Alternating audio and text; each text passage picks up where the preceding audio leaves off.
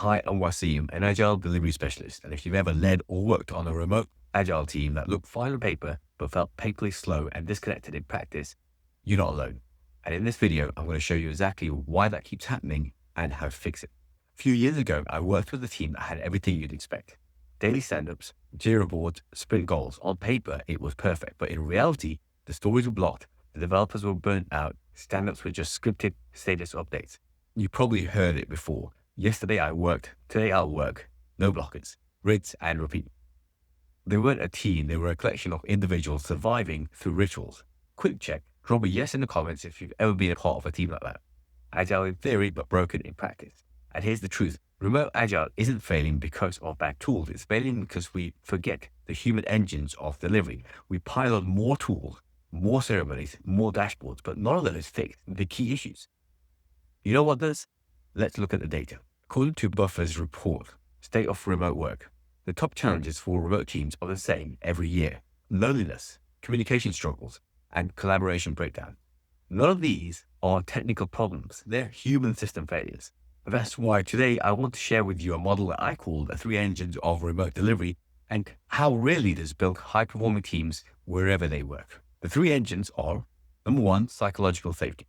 Number two, flow efficiency. And number three, autonomy with alignment. And even if one of these engines fails, delivery breaks down. So let's walk through each one of these. Engine number one, psychological safety. This is the foundation of your team. It's the ability to speak up, to take risks, to raise concerns without fear of embarrassment or punishment.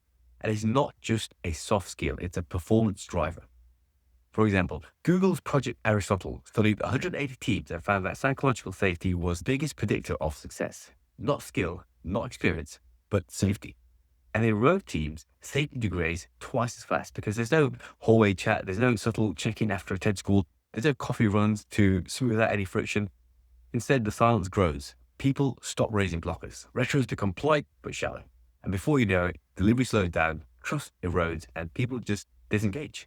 Let me give you an example.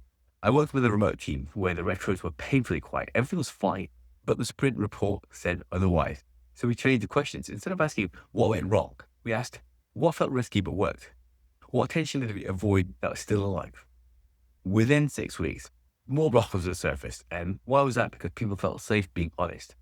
You might have other questions that you could ask your team. You know your team best, but you have to make people feel safe.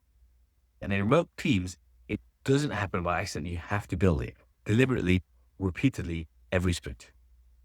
All right, our next engine is flow efficiency. Now, let me say something that you all know. You can look busy and still deliver nothing. The McKinsey report found that context switching can destroy up to 80% of a knowledge worker's capacity. Slack pings, status calls, micro interruptions, they all silently kill focus. Flow isn't just about being busy, it's about moving smoothly from idea to delivery. And with remote teams, they're driving so much noise, too many tools, too many meetings, too little time for actual delivery. So a quick check, how many meetings did you have last week? Comment below, I bet it's double digits. And last year estimates that the average employee wastes 31 hours per month in unnecessary meetings. We're talking about unnecessary meetings here, meetings that didn't have to take place, that could have been done in a different way. That's nearly an entire week every month.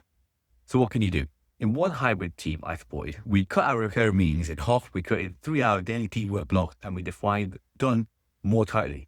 Cycle time dropped by almost 40% within 2 sprints. Same team, same tech, just fewer interruptions, leading to real flow protection. All right, engine number 3, autonomy with alignment. What I've noticed is that remote leadership often swings between two extremes of micromanagement and hands-off ghosting. And neither of them really work. Great teams have a high level of autonomy. They have the freedom to decide how they work, but they also have a strong alignment. They understand why the work matters. Daniel Pick calls this the trifactor of motivation: autonomy, mastery, and purpose. And remote teams need this more than ever. Here's a story from one of my experiences. One team I worked with was hitting every ceremony, but missing outcomes. Why was that? Because they were following the map, but they had no sense of the destination. So I flipped the model. We replaced ticket-by-ticket tracking by team-owned outcomes like working login by Friday, refund feature lying behind the total. And velocity quickly improved within a quarter. And that's not because they were working harder, because they own the outcome and they have the freedom to get there in their own way. And that's the balance. Too much control and you crush that motivation. Too little direction and you just get chaos. But when you align autonomy with purpose, that's when you get unstoppable delivery. All right, let's bring this home. Remote delivery isn't broken because we lack tools. Remote delivery isn't broken because everyone's flaxed off. It's broken because we haven't invested in those 3 human engines that really make it work: psychological safety, flow efficiency, and autonomy with alignment. And remember, if even one of those fails, you don't have Agile. You just have noise wearing a lanyard. So here's your challenge. Ask one honest human question in your next stand-up. Protect 1 hour of deep work every day, and shift one status update into a shared outcome conversation. Small shifts, big momentum. Because you can't schedule trust.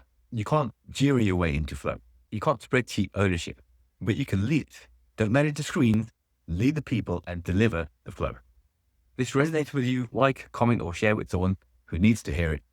My name's Waseem, and this is how real leaders fix remote agile. I'll see you in the next one.